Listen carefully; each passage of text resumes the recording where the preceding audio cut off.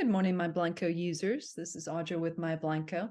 Today, I want to talk to you about the Alta EDI and getting PO status back. So for all of you guys interested in sending orders directly to Alta Direct Connect, this is for you. And I want to show you how good it is. So we all know how to generate a PO. So I'm just going to come right up here. We got this test quote at the top of the list. We go to Actions, View.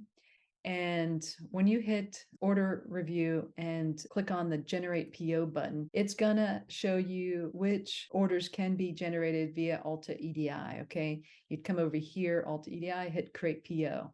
What I really want to show you is once you generate those POs, it's going to show up in the purchase order tab. Okay, and it will have an indication that your PO has been sent, like you see down here. It's going to turn red. Let's say you've sent your PO and now you want to check the status of the PO. So I'm going to jump up here. This is an order we sent to Alta, and it's going to indicate that this PO has already been sent, but I know that, and I'm just going to go view it and look at the status that you can get.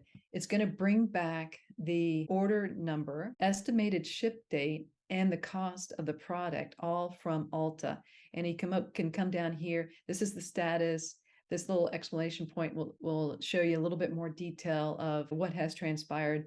Now that job's actually in production as of today. You just hit close. So cool thing is, not only can you send POs directly into Alta Direct Connect, you can get status back and see it right here on the purchase order tab. So click on purchase orders, come over to actions, and as soon as you view, it's going to bring back the latest status from Alta and also the cost and estimated ship date. So anyway, scrolling down here, a couple of more information. Soon we'll be bringing the tracking information, and this is going to be tracked at a line item basis here on your PO. So some great stuff coming. I hope you enjoy this new feature. Let us know if you have any questions. Thank you.